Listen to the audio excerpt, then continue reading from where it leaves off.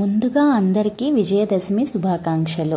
దేవీ నవరాత్రులు వచ్చే నెల అక్టోబర్ 3 గురువారం మొదలై అక్టోబర్ 12 శనివారం విజయదశమి వేడుకలతో ముగుస్తుంది. కలశ స్థాపన సమయం ఉదయం 4:16 ఒకవేళ ఆ సమయానికి చేయలేకపోతే 8 గంటలలోపు కలశ స్థాపన చేయాలి.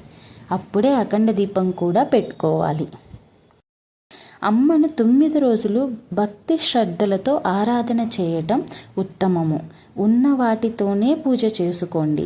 ఫలములు, పువ్వులు, పాలు కూడా అమ్మకి చాలా ఇష్టం. ఉన్న దాంట్లో ప్రధానమైనది శుభ్రత.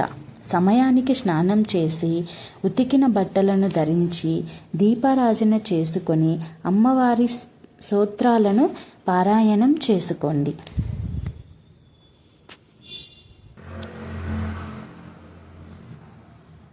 నవరాత్రుల్లో విజయవాడ కనకదుర్గమ్మ అలంకరణలు మొదటి రోజు అమ్మవారిని స్వర్ణకవచం ధరించి అలంకరిస్తారు.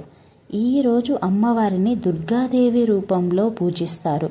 ఇది ధర్మాన్ని స్థాపించడానికి, దుష్టులను నాశనం చేయడానికి ప్రదర్శితమవుతుంది. రెండవ రోజు అమ్మవారిని బాల త్రిపుర సుందరి రూపంలో దర్శనమిస్తారు. ఈ అలంకరణలో అమ్మవారు చిన్న వయసులో ఉన్నటువంటి రూపంలో ఉంటారు. భక్తులను విశేషంగా ఆకట్టుకుంటుంది. మూడవ రోజు అమ్మవారు గాయత్రీదేవి రూపంలో ఉంటారు. ఇది విద్య, జ్ఞానం, ప్రశాంతతకు ప్రతీక. అమ్మవారికి గాయత్రి మంత్రం అంకితం చేయబడుతుంది. నాలుగవ రోజు అమ్మవారు అన్నపూర్ణాదేవి రూపంలో ఉంటారు. ఇది అన్నదానం, సంపూర్ణతకు సూచిస్తుంది. భక్తులు ఈరోజు అన్నపూర్ణ స్వరూపం దర్శించుకుంటారు. ఐదవ రోజు లలితా త్రిపుర సుందరీదేవి రూపంలో అమ్మవారు అలంకరించబడతారు. ఇది సౌందర్యం, శాంతి, ప్రేమకు ప్రతీక.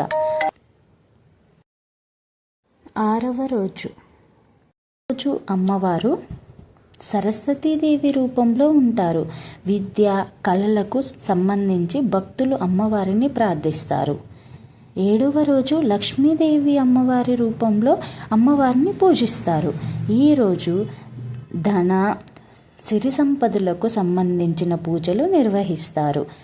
ఎనిమిదవ రోజు అమ్మవారిని మళ్ళీ దుర్గాదేవి రూపంలో పూజిస్తారు. భక్తులు విఘ్నాలు తొలగించేందుకు అమ్మవారిని ప్రార్థిస్తారు. చివరి రోజు అమ్మవారు రాజరాజేశ్వరి దేవి రూపంలో ఉంటారు. ఇది శక్తికి, అధికారం, శక్తి, స్త్రీత్వానికి చిహ్నం.